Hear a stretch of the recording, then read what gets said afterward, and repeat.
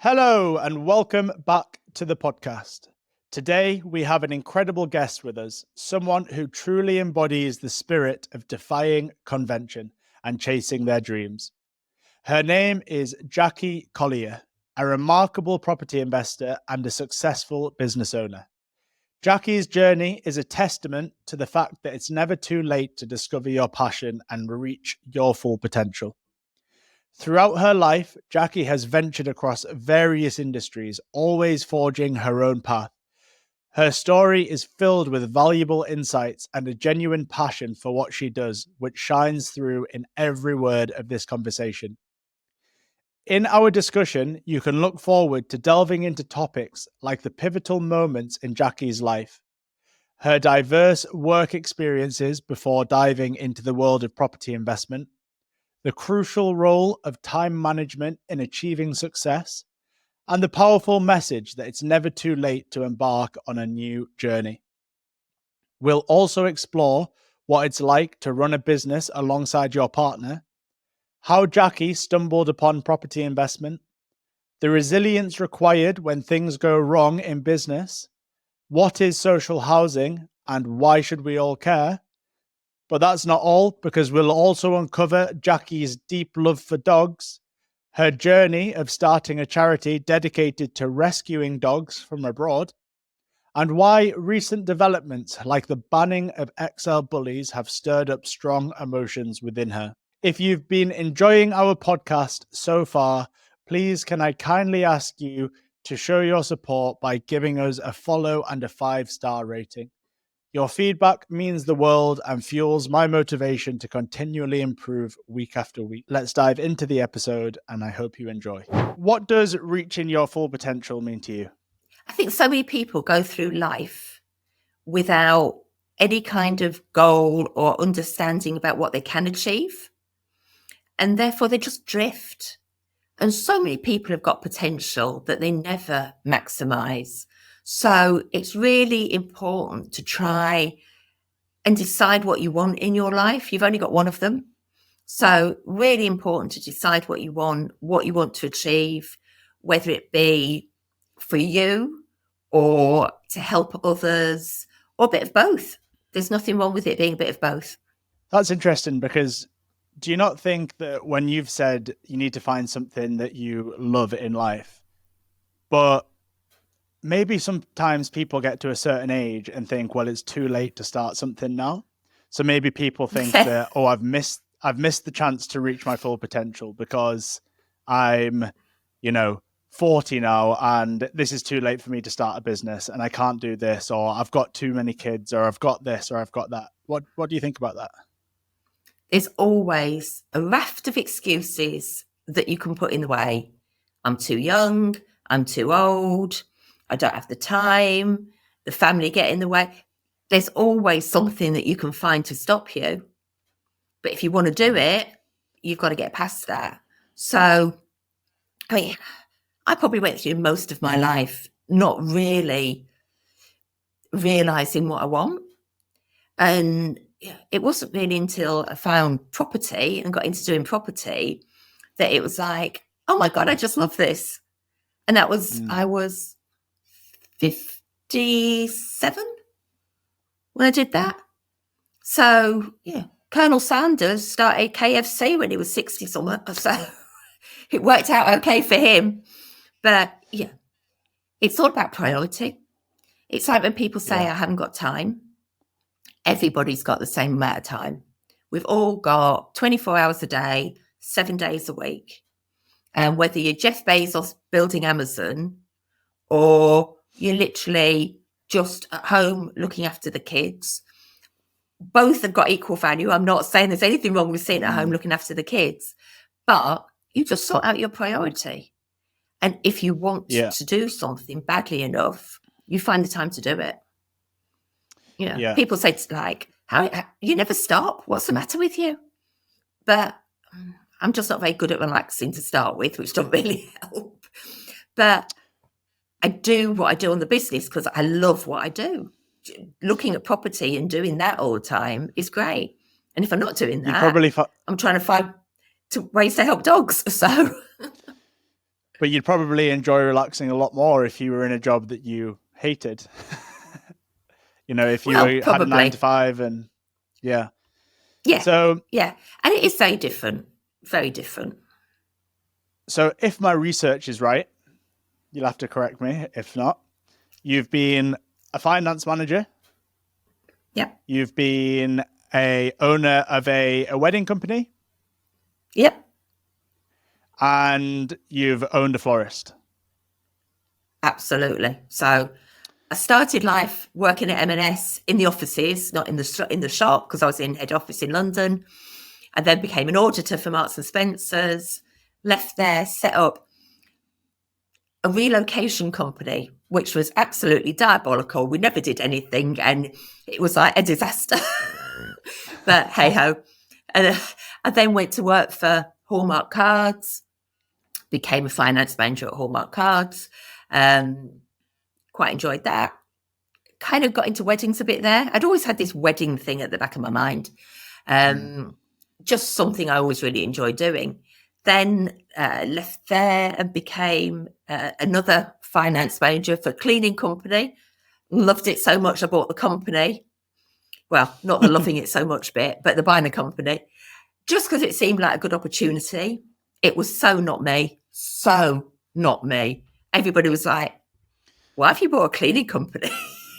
It was like, just seemed like a good idea at the time. And that went bust. So that was another diabolical situation. But, you live and learn. You so live and learn by the things that you do. And failure isn't failure. Failure is just another route to learning something to make you better in the future. And after that, I did the florist. I got the florist before getting into property.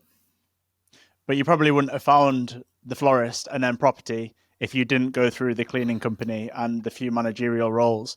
It's almost that thing of like a blessing in disguise, because so many people are too scared to come up short on the first few things, but you have to, I think, in order to find it. And for me, I'm only 27 now. However, since leaving school, I wanted to do one thing, then I wanted to go traveling, then I was a ski instructor and loved it, but obviously I live in the UK, so I can't live in Canada forever, so the visa came to a finish. And then I have done one thing after another, and my whole family go, you just can't stick in at anything. You just can't stick in anything. Just, you do 6 months and then you've had enough, and then you've done 12 months, then you've had enough.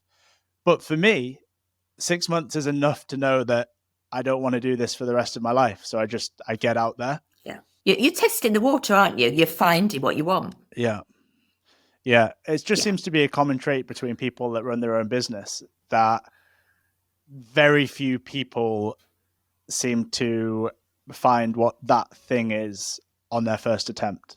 I think life takes you down, or the world tries to teach you to be a certain way. So, you go to school, you do your exams, you try and get the best grades you can and go to university, and then you go and get a job for somebody. And not so much now, but it used to be, and you stayed there for life. You worked your way up the company, hopefully, and it was a job for life. And if you wanted to do anything different, you were weird. And I think that still applies. I still think everything in education teaches you that you need exams and results and a job, not how to be entrepreneurial. And therefore, when people are entrepreneurial and want to get out of the 9 to 5, people look at them like, who do you think you are? Do you think you're something special? And try and bring them down and out of it. And I think it's such a shame, because I think so many more people could do more if they were allowed free rein to try and do it. Yeah, I mean, when I was a kid, I wanted to be a fashion designer. So I was crap at art, so it probably wasn't the best job for me. But I wasn't really encouraged. It was like, oh, I think you should be an accountant. I don't really want to be an accountant. I think a lot of people probably get confused and just assume that if you're a business owner, you must make a lot more money. Where I think it's, completely the opposite. There's the opportunity, of course, to make more money than if you were employed. But I think what the main attraction is that you can pick and choose your own work hours. You can spend time with your kids when maybe if you were employed, you couldn't. And there are many, many, many. I mean, our economy runs off small businesses that will be turning over no more than, a couple of $100,000 a year, and probably less than 30, 40 grand going into the pocket of the owner. And you could make that working if they're lucky. If you're lucky, they're just doing it to keep the shop open, and they're doing that because they love that. But if they were employed, they could probably make the same money. So there's this misconception about business owners having it easy, especially in the early days. Yeah, totally. When I had the florist, everybody thought I was rolling in it because we used to have nice holidays. Not on my money. We had nice holidays because Steve had a good job and he earned the money to pay for holidays. To be honest, what I took home out of the florist was probably less than minimum wage. Okay, there were some advantages that it paid for my car and I could take the flowers home that didn't sell. But it wasn't like we were rolling in it, but the staff think that because you own the business, like you said, you must have loads of money. I'm keeping my yacht in the Med secret. Yeah. No, it's not like that. You've got to sell a lot of bouquets to make a lot of money and pay staff. I had 15 staff at one point. So that's a hell of a lot of bouquets. Yeah, absolutely. Absolutely. So you just mentioned Steve there. So Steve is your husband. Is working with your husband the right decision for everyone, or does it just work for you? Depends who's the boss. Go on then, who's the boss? Need you ask? He's fine as long as he does what I tell him.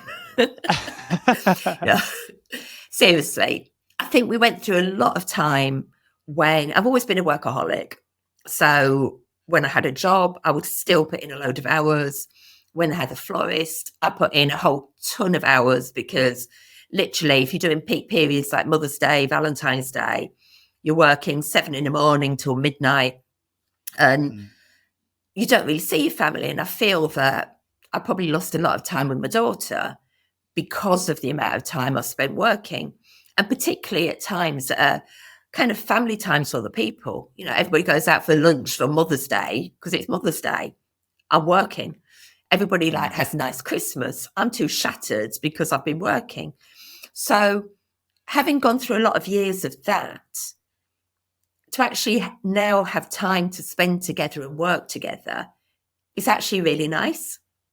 And I think, we've been married 30 years last year. So, I think we've got to the stage we know we get on all right. So it's just nice to be able to see each other. I can understand maybe it doesn't work for everybody, but when we started, we both did everything, and that wasn't very sensible. We've now split the roles. So Steve does some things, I do others. We still discuss them, we still have business meetings. So the bigger things, obviously, we make joint decisions on, but now one of us takes the ultimate responsibility. And that just helps. And because we understand that's the case, there ain't really any argument about it. So do you manage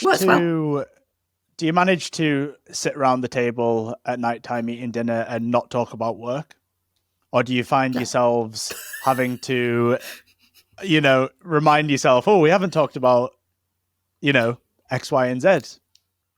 I suppose you could say the sad thing is that work kind of takes over because it's not like work if you're working for somebody else. So it kind of becomes a bit of a lifestyle. And Steve is much better at relaxing than I am. He's much better at switching off. So for him, and he's a morning person, which I'm not. So for him, no, I'm definitely not. For him, he'll get up early, he'll do whatever, but come 6 o'clock, he's done. For me, anything before 10, talk to me. But I can still be doing stuff at midnight. So we kind of have this bit of a shift anyway, but he's much better at switching off, and he can go and do stuff and kind of forget about it more. On holiday, I'm still doing emails, I'm still doing texts and WhatsApp and talking to the girls like, have you done this? Has this happened? Have you put this offer in? What about this? And it's like, put your phone down.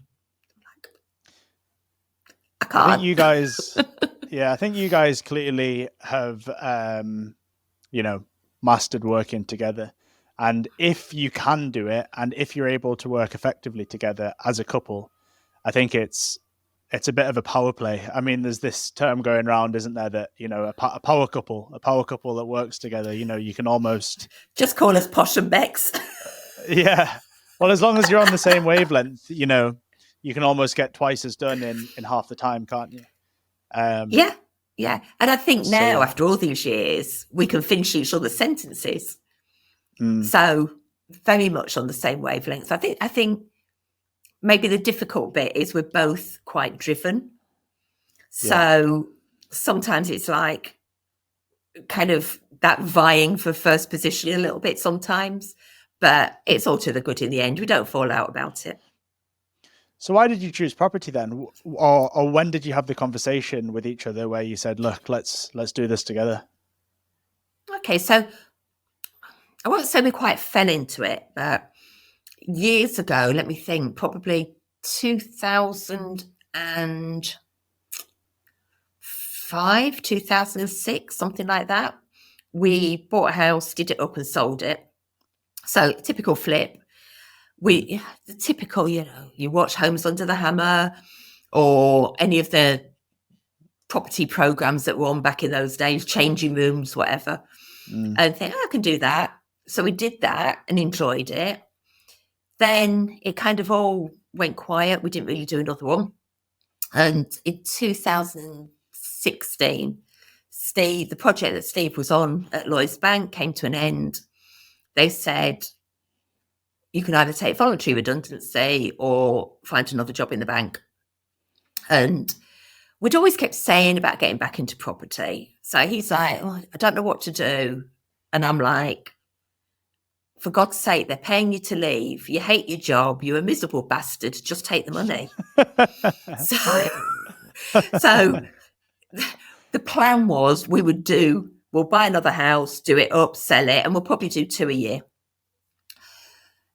At that time, because fate, the universe, whatever it is, delivers what's there, saw an advert for some property training.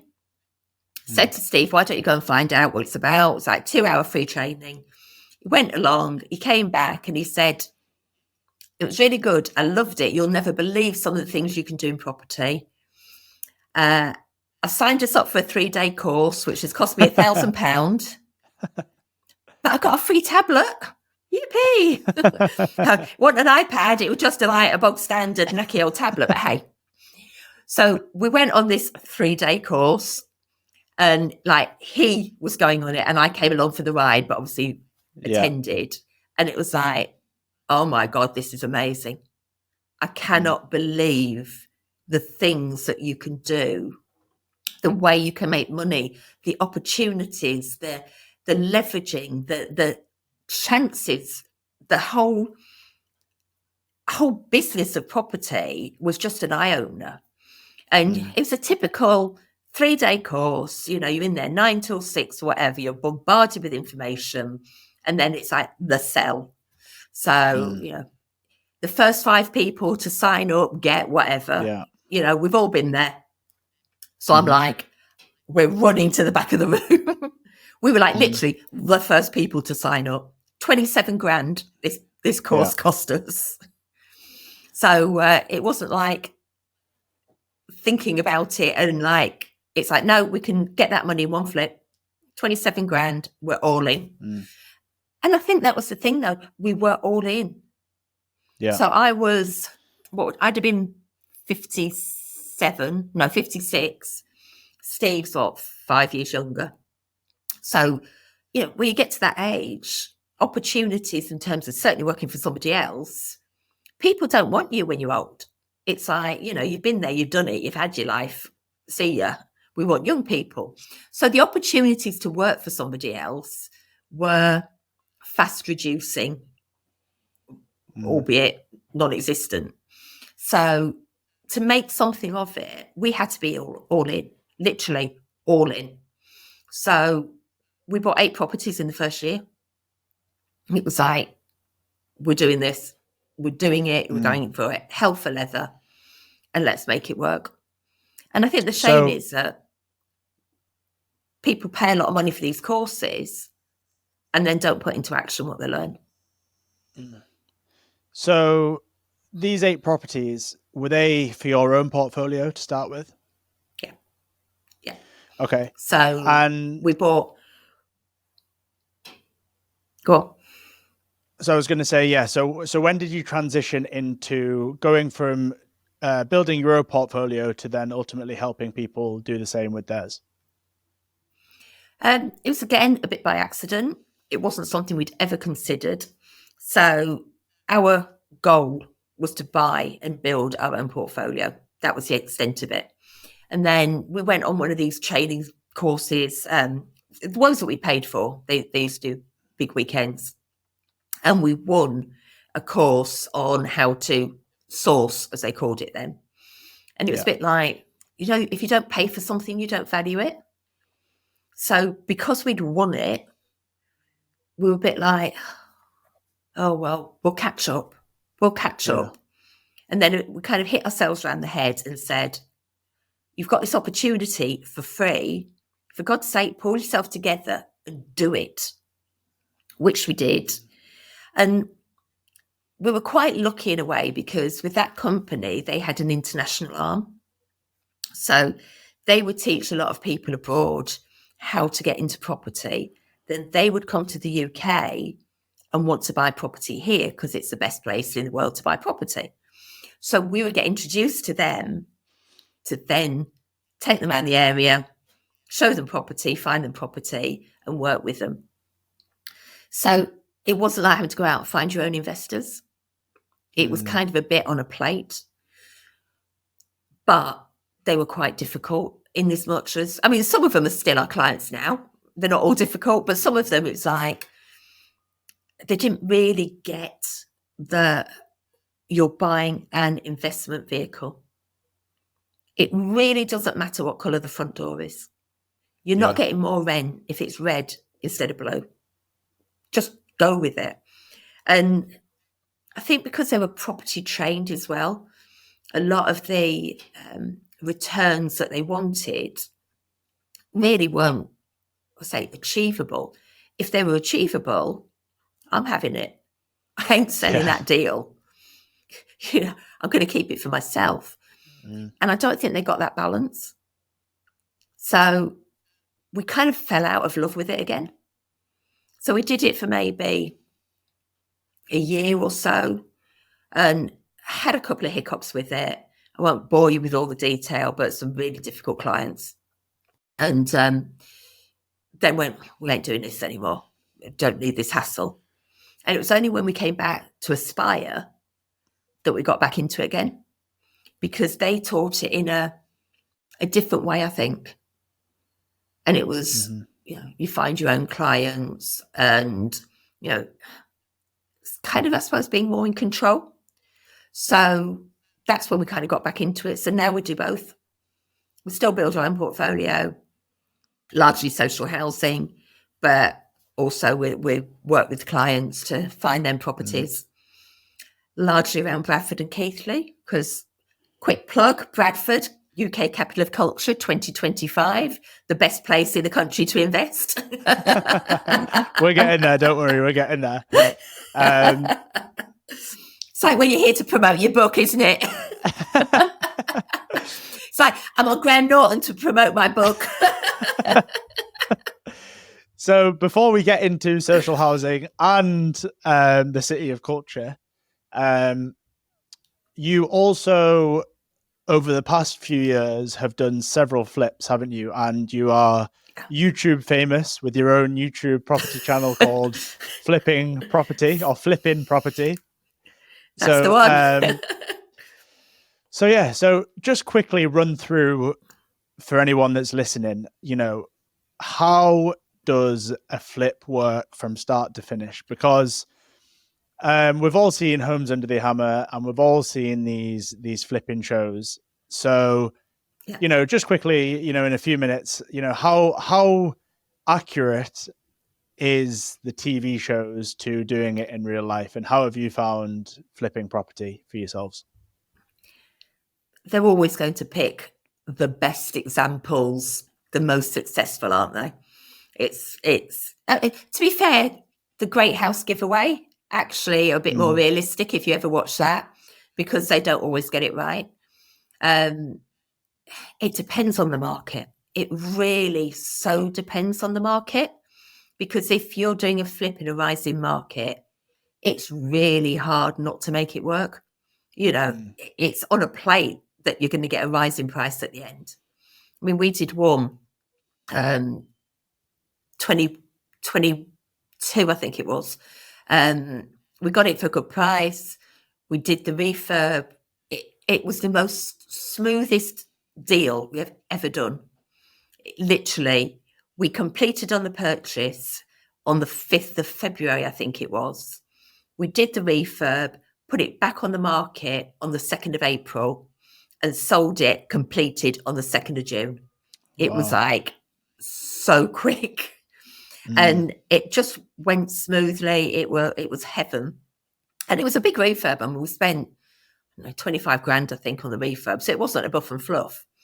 But it just went really, really well. But it was a rising market.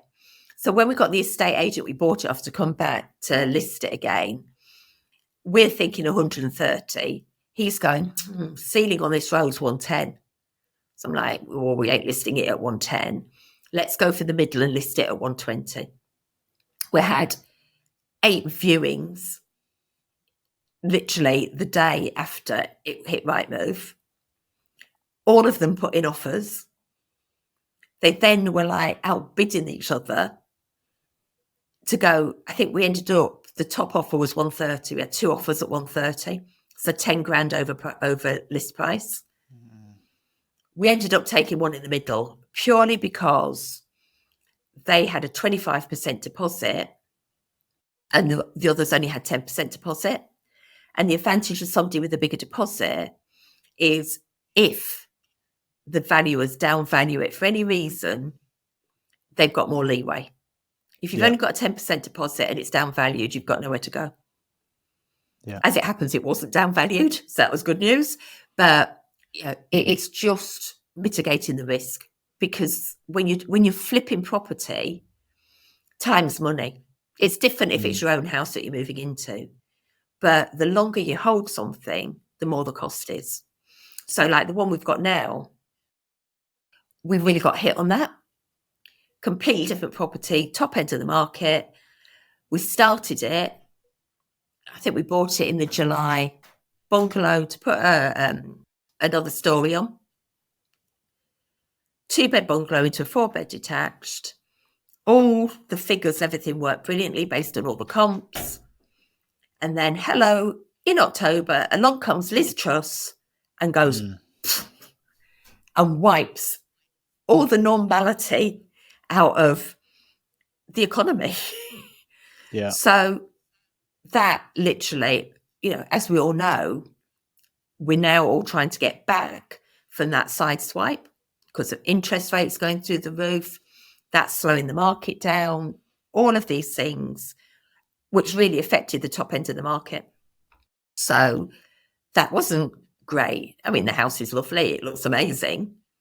But it's just made it difficult at the end, which, how do you predict that 2 years out? Well, like you said at the very start with going from the finance job to then the weddings to then the cleaning company, and you've always took a chance, and it's always paid off. And as long as you have more things paying off than not paying off, then you're always going to be up over the long term, aren't you? So, if you do 10 That's flips it. and 9 of them work great, then, well, you had to take that one that didn't work, so, and I think that's life, isn't it? Just like any business. You've got to move forward. You can't sit and dwell on it and go, woe is me, because you're never going to change anything. You're not going to get out of the hole if you do that. Whereas park it, do what you can to make it happen, move on with something else. You've got to keep moving forward. So a big, I'd say, passion of yours within the property investment space is a strategy called social housing. So I won't try to explain what that is, even though I know. I'm going to let you, the expert, get it across in a much better way. So tell us a little bit about social housing and yeah. Okay. So a lot of people get confused about social housing. Having a DSS tenant or a tenant on universal credit as it is now isn't social housing. It's still private rental, but you've got a tenant on benefits. Having a tenant who needs care isn't social housing. That's supported living. So we do the bit in the middle. That means we're working with a housing association who are responsible for housing people who are a bit more vulnerable than those who can fend for themselves as a private tenant. So it might be somebody who has been a victim of domestic abuse. It might be somebody who doesn't understand the system well enough to be able to sort themselves out. It could be a family that just cannot find a property they can afford for the family, but they need help because living in one room in a bedsit don't cut it.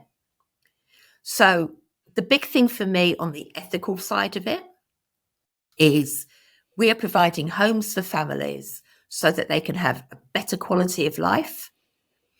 And actually, that helps the country economically, because if you put those families in a one-room bedsit or a hotel room, all crowded together, then it's probably costing 100 quid a night. So you're looking £3,000 a month compared to £700 a month on rent. So financially, immediately, it makes more sense to put them in a house. On top of that, for the family's well-being, for their physical health and their mental health, they are better living in a house like a normal family and not all on top of each other. So that, again, if they don't have health issues, doesn't impact on the NHS. So from a logic point of view, it makes sense to have more social housing as houses that you can put families in. So that's one of the reasons we do it from a humanity point of view. And we're a business. So yes, it's about being ethical, but we've also got to be commercial. And that works really well for us too, because instead of being on a 6-month AST, the housing association take the property on a 5-year lease. They guarantee the rent. So you never have any voids. So commercially, you don't have any lack of income. The rent's guaranteed, so you never have any arrears. Again, no lack of income. They manage the property, so you're not paying letting agent fees, and they cover all the maintenance, with the exception of the boiler and the structure, so like the roof and such like.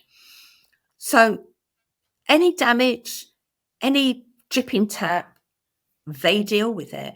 So you've got no maintenance costs. So all of that boils down to, actually, you've got no hassle. You've got 5 years of what is truly passive income while you can go off and work on other projects. So from a business perspective, it's a complete no-brainer. And then when you add the human level on top, why wouldn't you? It's that classic creating a win-win-win. You know, you're creating a win for the vendor that wants to sell their property. You're creating a win for yourself. And then ultimately you're creating a win for someone that wouldn't have a home if it wasn't for yourself. Especially a home that, if you're a private landlord, your property is not really getting checked for being, you know, you do have to have your gas safety and all this kind of stuff, but a lot of them don't have that. You know, there's no one coming around checking it. Yeah. Whereas when you've put a house with a social housing provider, they will come and they will take everything off for you. So you're providing a safe, warm, clean house for a tenant to live in. Absolutely. I mean, there's slightly more cost getting into it at the start because there are people think if you can't rent your house, oh, I'll give it to social housing, it's better than living in a box, basically. Absolutely not. If you give your house cost to social housing, you've got other criteria that you have to abide by. So you need to make sure it's super safe. You know, you need fire doors on risk rooms. You need an escape window on the first floor. All of these things need, or probably add a little bit extra to a refurb, and you have to furnish the property. But it's paid back very quickly because you're not paying out for letting agents and maintenance. So, you know, when you weigh it up, you're probably going to get more cash flow in 5 years going through social housing than you are through private rental. Now, obviously, if you're in Mayfair, no, you're going to get a lot higher on private rental than you are on social housing. So you've got to pick your area. But we don't pick the worst area because we want to get capital growth on the properties as well. So you've just got to make sure you pick an area which is a decent area where the figures work. It's like with any property thing, you just have to do your numbers right. The other level of win is if you work with angel investors and they help fund you getting the deal in the first place, then for them, not only are they getting additional or they're getting interest on their money that they wouldn't have got through the bank, they're also getting that feel-good factor that their money is helping somebody in need, because you can give that money to a charity and it's gone. You give 20 quid a month to shelter. You never see that 20 quid again. But how much that money's helping somebody? Maybe 50p by the time you take out salaries and admin and marketing and all of those things. This way, you keep all your money and you get interest on it and you absolutely direct help the people you want to help. Something I learned from you, which was quite shocking. I'm not going to make up the figures. You'll probably know them a lot better than me. Is the amount of homeless people that there are in the UK. It's one in every... Was it one in 177? Yeah, I was going to say 170. So one in every 177. But what I was surprised by was the definition of someone that's homeless. Because when you think of someone that's homeless, typically someone would think of someone that was on the street, for example. Yeah. And that's not true. So what is the definition when it comes to social housing for someone that is homeless? You know, the one in 177. Yeah. So homelessness falls down into several categories. The most extreme, like you've just said, is rough sleeping. So that is where you've got people out on the streets and you want to get them into a shelter, you want to get them somewhere safe. They don't always want to go. That, in some cases, not every case, but in some cases, it is a choice for whatever reason. So that's actually probably the smallest part of it. But other levels of homelessness are people who are sofa surfing. They've got no place that they themselves can call home. So they're having to sleep on friends' sofas. People can only do that for a certain amount of time, and then they have to move on to somewhere else and somewhere else and somewhere else. You then have got the level where it's temporary accommodation. So yes, people are they have a roof over their head, but it's not theirs. It's temporary accommodation. It's unsuitable in most cases. It's like I was just saying about families all being in one room in a bedsit. Mm-hmm. That temporary accommodation it's just not a healthy, physically or mentally, a healthy way to live. Mm-hmm. It just doesn't suit people. And that is probably the biggest type of homelessness. So, yeah, for kids, I mean, there's just thousands of kids in temporary accommodation spending Christmas in temporary accommodation. That's just heartbreaking. It is heartbreaking. And, you know, not every housing association out there is brilliant. Don't get me wrong. The one we work with is amazing. At Christmas, they go round and they take some kind of present to every child, be it a little teddy or sweets or something, just for that child to understand they're special at Christmas. They're special all the time, but, just making that Christmas that little bit special for them. So when you think of the ones that don't get that, they're literally stuck in a room with the parents, maybe sharing beds with siblings because there's not enough beds to go around. We're a first world country, for God's sake, in the 21st century. It's just not right. Not that we are a politics podcast or anything like that, but just to touch on it, do you think that there's, anything that we could be doing more of to help this situation? Do you think we do enough? My big bugbear, of which I'm doing a name drop now, because wait, why not when you can? So I have a very good relationship with our local MP, who is brilliant. Mm-hmm. And he's very responsive. I did a whole report on landlords or housing from a landlord's perspective, which he took down to the housing committee. I got quite annoyed by the response from the housing minister at the time, because I felt that she hadn't read it. She'd given it like maybe a very cursory glance and certainly didn't get it. So I then got asked to a meeting with Rishi Sunak. So got invited to his meeting with the PM and said to him, like, I'm really disappointed with the housing minister. Here's my report, because something's got to be done. And like a big part of that report is when you talk to government, they talk about building more houses. Yeah, and this isn't just this government, it's every government. It doesn't matter what kind of government, Labour, Conservative, whatever they are, they focus on building more houses. Yeah, instead of, thinking about the front end. Exactly. And the people. Because the problem with building more houses is A, it takes a long time. 2, you take away green belt. 3, the more you build on green space, the more you affect the drainage of the land, and the flooding gets worse, as we've seen countless times. So the impact of building is huge. By contrast, there are something like, I forget the number, thousands of empty homes across the country that could be turned into decent homes for people. These properties may be empty because they're a second home to people. I don't mean people who have got them as a holiday home or serviced accommodation. I don't mean that. I mean people who have just got a house that they don't do anything with, they've not visited for years.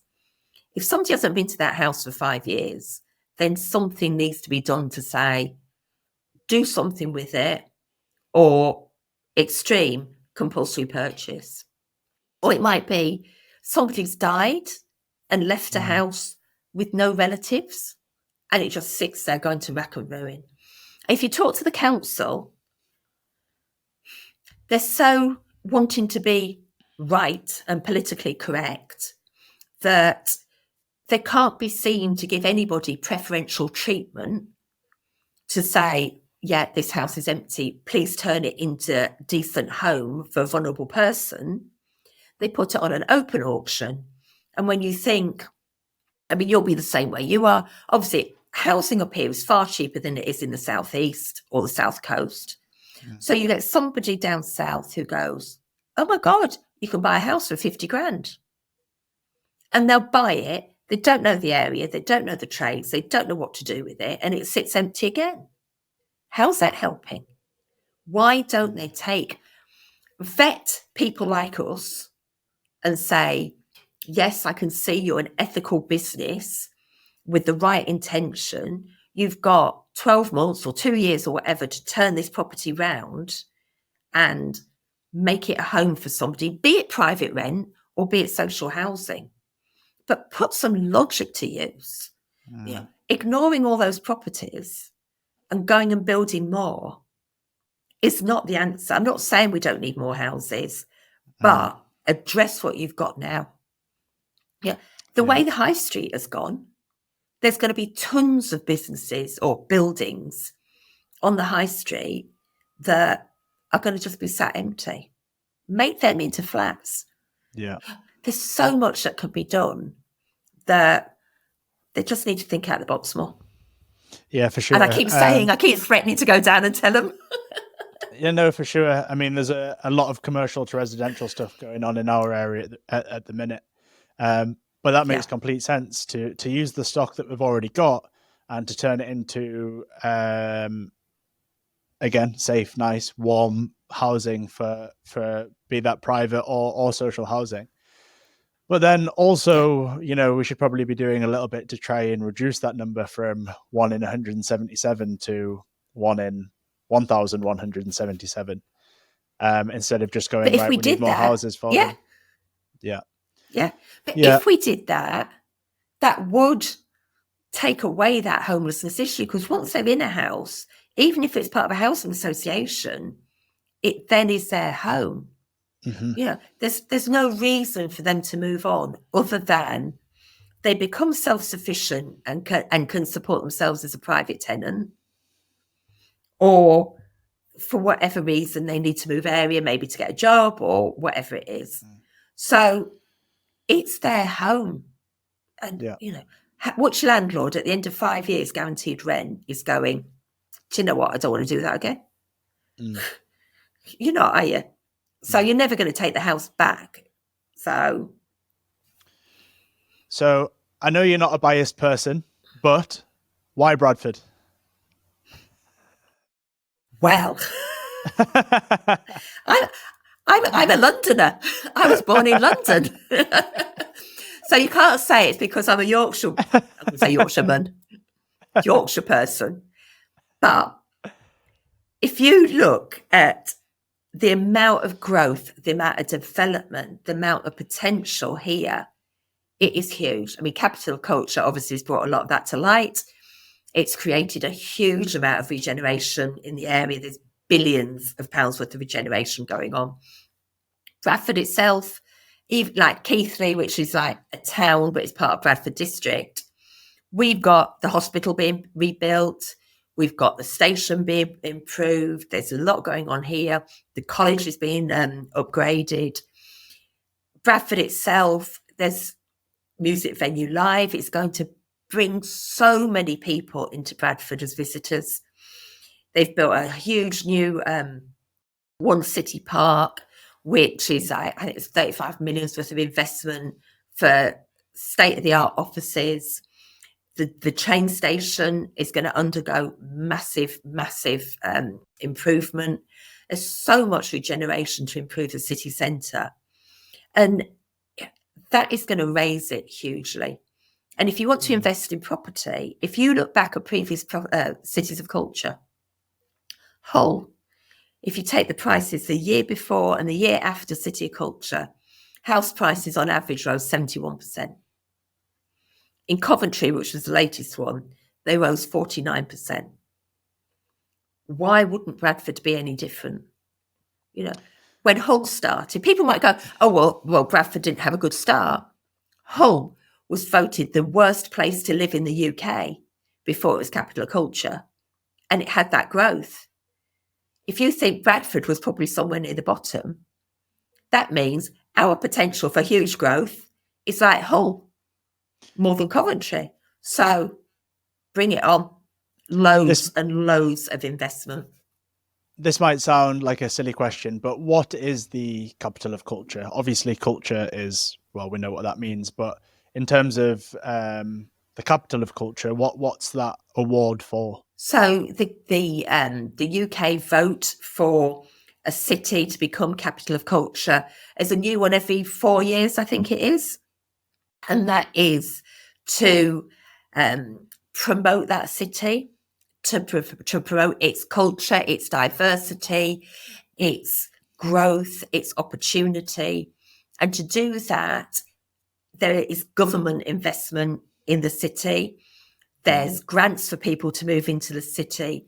There's a lot of, like I say, expenditure on raising the infrastructure of the city and encouraging businesses to come in. So during Capital Culture Year, there's all sorts of events that go on during that year that encourage visitors to the city and really put it on the map as a place to go. And I think we were up a bit against, I think Wrexham, Bradford, I can't remember who the others were because we were so determined we were going to win. But it's about making that city more prominent in people's minds as a place to come, a place to visit, a place to have that investment through actual investment through people living here, but also through visitors as well. You've not touched on pets in property. We're getting there. So I was just about to say we're going to do a full 180 now, and we're going to get on to your true love, besides Steve, obviously, which is furry animals. And my daughter. And your daughter, yeah. Furry four-legged animals. So when did this love for dogs start? You know, did you grow up around them? Okay. I grew up in London. My mum and dad had a dog before I was born, but they very much felt that we didn't have any countryside where you could go and walk dogs or whatever. And it wasn't really a place for animals, not because they didn't like them, but because of the welfare of the animals. So my pets when I was a kid were tropical fish. You can't really cuddle them. And on a good day, like school holidays, I might bring the school mouse or the school rat home for the holiday. But that was it. So my neighbours had cats on one side and a dog on the other, and I just adored them. And as a kid, I was never into dolls or no. And to be honest, as an adult, I've never been really into baby. So, but all my toys were teddy bears and furry dogs and some kind of furry. And I'd be right attached. I remember like going to some bazaar as a kid and this toy store, and the ones that they didn't sell, they were going to put in bin bags and put in the basement. And I got really upset. I'm like, you can't do that. I'll have them. And I made my mum buy me them. So I've always been kind of obsessed with furry, cuddly things. And then when I left home and I got married, it was like, I just want my own animals. Got a couple of cats and didn't get dogs until sort of Steve and I got together and we got puppies and we had our animals, but I never really kind of sort of got involved with any kind of rescue. I mean, I remember when I was at school, I was very into anti-vivisection and all that. I didn't quite go and protest on the gates of laboratories, unfortunately, because I think I should have done. But yeah, it was always about animal welfare and wanting animals and as many animals as we could have. I think our peak was 5 dogs, 6 cats and a horse. So, a bit like Dr. Dolittle. But when we had the horse, there was a lady at the yard who had come across somebody in Romania who did dog rescue. And we got into collecting supplies to send over to Romania to help that rescue. And I had the florist at the time. So whilst we're selling like beautifully scented flowers, I'm also getting people delivering like smelly dog beds and horse rugs and whatever that we can send out to Romania. And literally we would send not truckloads, but literally container loads of supplies. And it was quite costly, and it became evident that in some ways we'd be better raising money and sending stuff rather than actually physically sending the items. I kind of then, and I'm not sure how it kind of went from Romania to Bosnia, but I got involved with rescue in Bosnia. Got completely ripped off. She was a complete scammer. You live and learn. And that really hardens you to what's going on out there. So luckily, I met an amazing lady called Estelle Maxwell, who raised funds for Bosnian Rescue. And I don't know if you know, but we won the ball every year. Every November, we have a fundraising ball to raise money to neuter the dogs out there, because there are so many stray dogs. They treat them like vermin. Literally, the dog catchers are paid £5 a dog to catch them. And because they want the money, they don't care whether it's a stray or your pet. And they catch them and they throw them in the kill shelters. It's awful. So we raise the money to neuter the dogs, because if we can stop the dogs being born, there's less strays on the street. And one pair of unneutered dogs in just 6 years will produce exponentially 67,000 puppies. So if we can neuter those 2 dogs at the start, at the top of that pyramid, we've saved 67,000 puppies being born, which is huge. So 35 quid a dog to save all that neglect and abuse and hardship and cruelty is worth every penny. So that's why we do the ball. We do still support a lady in Romania as well. We haven't kind of turned our back on them, but our main focus is Bosnia. And the lady from the Bosnian Rescue comes over to the ball as well. And, she's just wonderful to me. What Estelle has achieved in the amount of money she raises, it costs something like 10 grand a month to support the rescue with food, water, hay, electric, vaccinations, flea and worming, vets fees, all of these things. Salaries for staff out there, I mean, they get paid a pittance, get paid 300 quid a month, and they are working all the hours God sends in minus 25 degrees temperature in the winter, plus 40 in the summer. And it is hard work. It is, I don't know how they do it. And they, like Renata, who we support, she has to go to the public shelter to make a decision, which takes the food. If she sees dogs that are vulnerable, can we bring them back? Have we got space? Can we afford it? And that, playing God, is the worst thing. Because how do you choose, I'm going to save you and not you? Yeah. I mean... What's causing this problem in these countries such as Romania and Bosnia? It's in so many countries. I mean, I've picked Bosnia and Romania. You can pick Russia, Egypt, Spain, Portugal, Greece, anywhere. The problem is that people don't neuter the pets. So, and a lot of them don't see the animals. No, it's cats as well. I mean, I'm saying about dogs, it's cats as well. People don't see spending money on their animals as important. They don't have the ready cash. They're not such a rich country as the UK, despite what's going on. They just don't see it as a priority. And, you see dogs chained up. They're not my dogs. Every night they're in bed, they have a cocktail sausage and they're wrapped in a blanket. These dogs are left out in all weathers. The chains eat into their necks. They're lucky if they're fed. It's not necessarily because they're being intentionally cruel. It's a lack of education of the personalities and the sense and the feelings of the animals.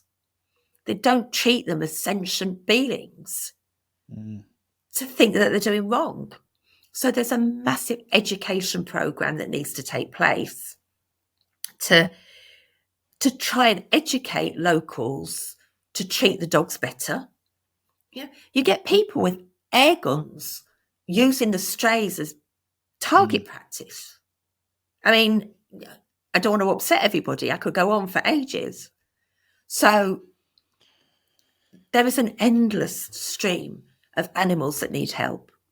And like I say, they get into the kill shelter. Yeah, it explains what it is in the name. Some will get rescued. We try and pull them out. You have to vaccinate them. You have to spay them to pull them out, which is right. But they don't have enough food in kill shelters. So what happens if you have big dogs and little dogs and not enough food? I don't have to paint the picture. So how Renata decides, I don't know. So what do you think is you said there that we should be neutering dogs. Now, I think, yes, there are too many dogs in the shelter and we should rescue. But don't you think that there is also a need for, I agree there's far too many breeders, but what about the good breeders that we do need? Otherwise, eventually we would run out of dogs, right? If we were to just neuter all of them. So what are your thoughts on on breeders? Okay.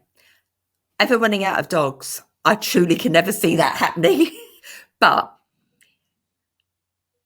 there is a place for proper, regulated breeders that do it for the right reasons and not just for money. So the breeders that go, they don't meet the KC requirements or whatever, they're the runt, I'm getting rid of them. No, that is not somewhere I think we should be. I think the KC regulations, we've got to a point where we're potentially over designing our dogs. Definitely. So, I'm sorry, but a cross between a Cocker Spaniel and a Poodle, and this is really going to upset everybody now, it's a mongrel. It's not a Cockapoo. It's not a Labradoodle. It's not a Sprigador. It's not a just put together two names of a breed and make a new one. It's like, they're lovely, lovely dogs. There's nothing wrong with having a Cockapoo, a Labradoodle or a Sprigador. They're gorgeous. All dogs are gorgeous. Whether they're a mix of one breed, two breeds, 57 Heinz variety breeds, a dog's a dog. And that is the ultimate thing we've got to realise. The dog is the animal that loves, cares, thinks, and will love you whatever you do. They're not a commodity to trade. They're not something to make money on. They're not a designer attachment. I think that's get a dog for the right reason. Yeah, I think there's some really good work with crossing certain breeds, because I know that, for example, you've got the likes of a Bernese Mountain Dog, which their life expectancy is dropping from 10 years and then to 9, and it's currently at about 8 years, which is really low for a big dog. and they're taking and crossing them with a much more typically healthy breed, a well-bred poodle, for example, or something like that. And I know that that's kind of the case to try and bring back the Bernese Mountain Dog, because the Bernese Mountain Dogs are slowly going like this. So, but I think the problem is when you start taking the likes of, like you said, I mean, I've seen some, I don't want to upset anyone that might have one, but like a Husky and a Pomeranian. And they're calling it a you're not as old as me. I just say it. Yeah. So it's taking dogs to make them look a certain way. So I want to make their nose shorter. I want to make their tails shorter. I want to make them as small as they can be. I mean, you see some of these Frenchies, they can't even breathe. And no. And that's the problem, isn't it? They're over-designed because something like the Kennel Club says they should look a certain way. And then that goes more and more extreme. So then Joe Public believes that the dog should look like that. And if they want to buy one from a breeder, that's what the breeder's going to sell, because if it don't look like that, it don't meet the criteria. So it's a self-perpetuating problem. And there's so many breeds that you have to look at who have got health issues because of these design things. Boxers, pugs, bulldogs, French bulldogs, hip problems in German shepherds. The list is endless because of over-designing and overbreeding in a lot of cases. What are your thoughts on the latest dog to hit the headlines, the American XL Bully? What are your thoughts on that? I'm furious, absolutely furious. I have written so many emails and so many letters about how discriminatory that law is. Let's be honest, nobody is saying there aren't some dogs who have a vicious nature. There are bad dogs, there are bad cats. I've been bitten by a golden retriever. So I was delivering for Amazon one day and a golden retriever was, going up my ankles. So yeah. You cannot generalize. It's totally unfair, because if you transferred that mentality to humanity, then everything that everybody's trying to get away from in being racist, ageist, sexist, genderist, whatever, you are taking that and doing completely the opposite in dogs. It's like, if we're saying that you're, and this isn't what I'm thinking, but if you say all black people are bad, you're a racist. And absolutely that's right. Because there are some bad and there are some amazingly lovely black people. You cannot generalize, because you have to take each person on their own merit. But you could turn around and say, that dog has got a squarer head and a shorter nose. It's going to be dangerous. It makes no sense whatsoever. And the problem is that people buy certain breeds of dogs because they want to look macho, or they think it will make them look a certain way.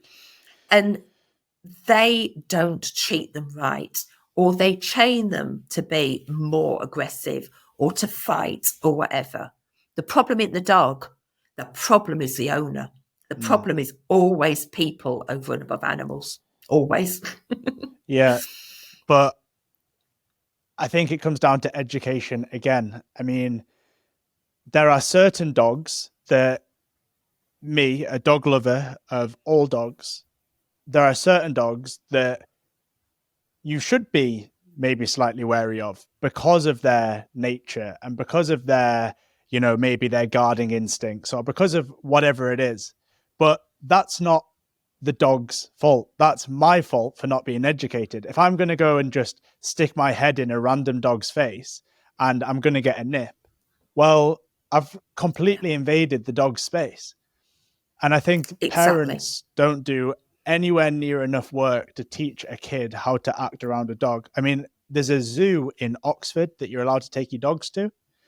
And I took my golden retriever with my partner. And this kid just came over to my dog and just put his face into my dog's face and started going like this and, pulling her ears and stuff like that. And of course, I've got a golden retriever. She's scared of butterflies. So she would never, ever, ever do anything like that to him. But the parent was just watching and letting this happen. And if that was a different dog that had a name such as the XL Bully or a German Shepherd, it would have been the dog's fault and the dog would have got put down. And it's the kid's fault. Yeah, totally. Well, it's the parents' fault. It's the parents' fault, yeah. It's the parents' fault because they've not taught their children how to behave properly.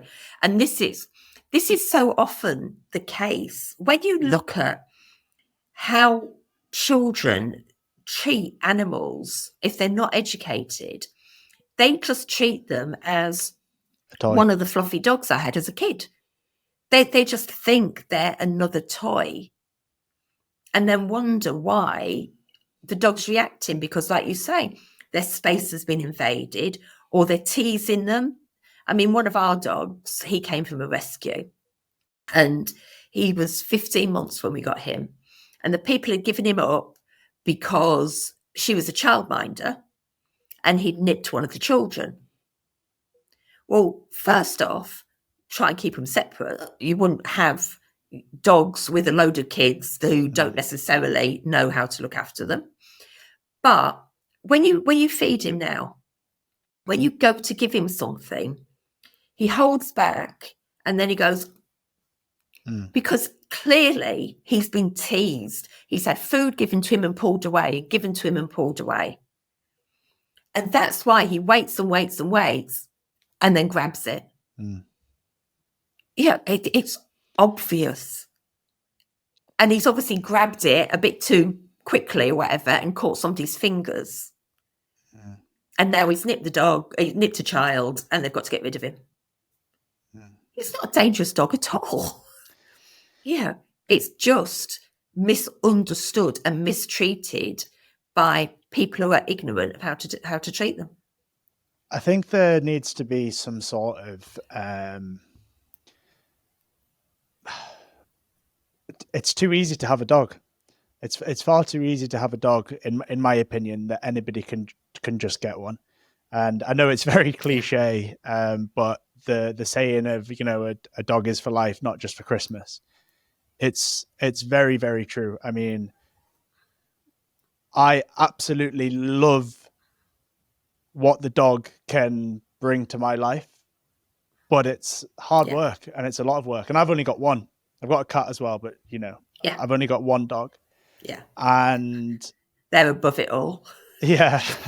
But for me, it's that I also make better choices. I mean, I've never gone out and, I was going out every weekend, for example, for drinks and for this and for that. And now I don't, or I'm back at 10 o'clock or whatever it might be. So on a weekend, I'm up, I'm walking up the Fells, I'm in the Lake District, I'm out. I see the joy that she brings to other people in town. I mean, I'm sitting in a coffee shop and the amount of people that say to me, I was having a bad day, but that's just really brightened my day up. And I know, and I just think, that's why you should have a dog for those times that you can be together. But so many people just get a dog I think sometimes people get a dog because they see their friends have got a dog. Yeah. Definitely. I think when they see their friends they don't understand the commitment. Yeah, absolutely. And it is a huge commitment. It's almost as big a commitment as having a kid. They are part of the family. You can't just dispose of them like a used carrier bag when you've had enough. They are a family member. And in the same way you don't go out and leave your kids for hours on end, You don't go out and leave your dogs for hours on end, or you go places that you can take your dogs. You like you've done, you kind of restructure your lifestyle to accommodate the dogs. It's like when we're doing training days with Aspire or mentoring or whatever, and we're out for all day, it's right. Well, I can't commit until I sorted out dog care. So I've got to sort out somebody coming in to look after them, and depending on how long we're going to be, stay over or whatever, because I'm not just leaving them. It's not fair. You've set me up quite. Yeah, you've got it. You've set me up quite well for this next bit, because I was scrolling through LinkedIn the other day, and I saw you have a passionate response. I think you might have caught the bait that was out there, and you replied to a message regarding should all landlords have their private rentals as dog friendly? Should we allow dogs in private rentals? So you obviously feel really strongly about this. So let us know why. Yeah. So not just dogs, cats, whatever. I think, one, they are part of the family. They actually bring a family together. And like you've said, they kind of make people better people because of having that responsibility. And you want the right tenant who is going to be responsible for their dog in the same way as they're going to be responsible for the child. You can't ban children being in your house, but they can draw on the walls and probably are more likely to than the dog's going to damage it. But the big reason behind it is we also foster for Keithy Cat Care. So, because we haven't got enough of our own. So we also foster for Keithy Cat Care. And the number of animals that come in because somebody has to move house and the landlord won't let them have a cat. And it's the same in dog rescue. Yeah, exactly the same. I've got to give up my dog. People are heartbroken because they've got to give up their animal to be able to move and keep a roof over their head. How's that right? Yeah, there will be far less need for rescue if it weren't full of animals that landlords have rejected.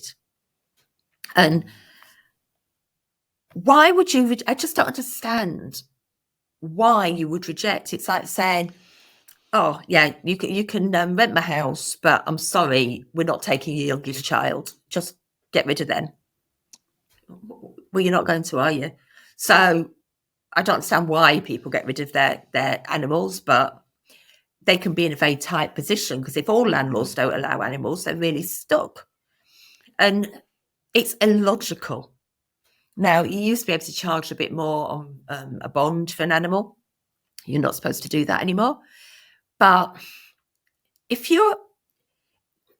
a bit like everything I've said about social housing and everything else. It's about vetting the person, not the animal. So you want a tenant who's a responsible tenant who's going to look after your property, whether they've got a pet or not. Yeah. So the fact that they actually have somebody who's furry and four-legged as well shouldn't make a difference. Because if that person is responsible enough to stop the kids drawing on the walls and to clean on a regular basis and to, get the stains out of a carpet if something's been spilt, they're also going to be responsible enough to take the dog out for walks, to ask if they can put in a cat flap to let the cat out, or have a litter tray. They are looking after that animal. So why should you not allow them? I think it's barbaric. I think for me, you have to put yourself in somebody else's shoes, which is so hard to do because, for people like me and you, if somebody says, "Oh, I don't really like dogs," we go, "Oh, I don't really like people." Yeah, like we don't understand it, right? But some people just don't. I mean, I am terrified of spiders. I would never, ever, ever have a tarantula as a pet. I don't understand it. Why would you do that? They're terrifying. But people do it. And I have to just put myself in in their shoes and go, I couldn't walk into somebody's house and say, no, you need to put that tarantula away or I'm not coming in. Yeah. They're still a pet. And if they're still attached to it, and I sometimes have to remind myself that when somebody doesn't like dogs. And I've seen firsthand how somebody can also change a little bit as well, because my dad was brought up in Iraq in the Middle East. And obviously they're taught that don't go near dogs. All dogs have, got rabies and whatever. So stay away from them. And when I said that I was getting a dog, he was going, well, you'll never be coming back in my house then, and blah, blah, blah. And then as the days went on, I took her around when she was a puppy. Then I kept on coming. And now he's looking after her. He's feeding her. I leave her with him. He wouldn't admit it, but he's definitely just a little bit attached. And yeah, it's taken 3 years to get to where he is now, but now we just leave them together.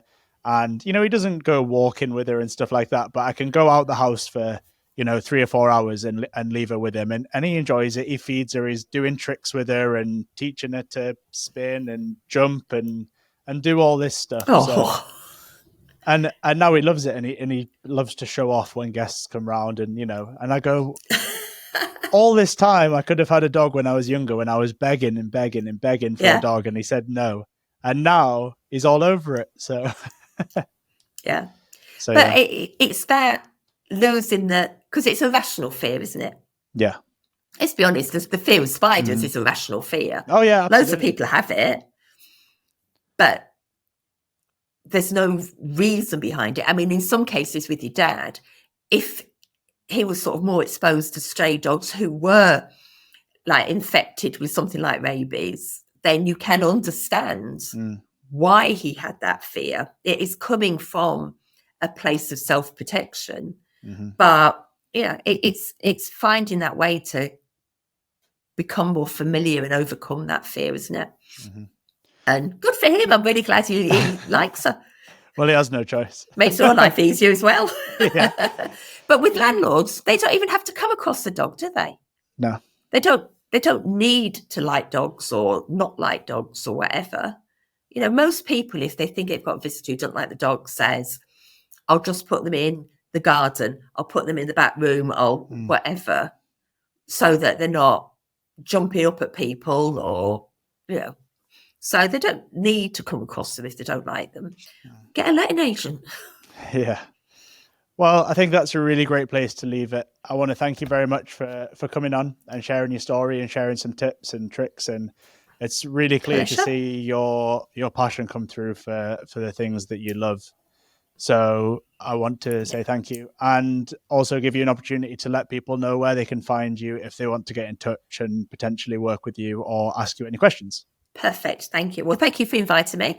I've loved it. And I'm sorry for being a bit controversial on some things, but when you get old, you get like less filters.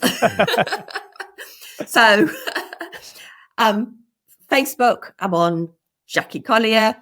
Instagram, it's Jackie Collier Property. LinkedIn, it's Jackie Collier. So all of those places you can get hold of me, or Air with Property is also on Facebook. Do watch YouTube, Flipping Property, flipping without the G in a apostrophe. And if you want to get involved in the dog rescue, then please do get in touch, because it's so vital that we continue to raise funds. So if you want to come to the ball, fantastic. It's £60 a ticket if you book by the end of January, and then it goes, that's the early bird, and then it goes back up to 65. Or if you want to become a regular sponsor or make a one-off donation, then please go onto our Facebook page, which is BARK9S. So it's Bosnian and Romanian K9 support.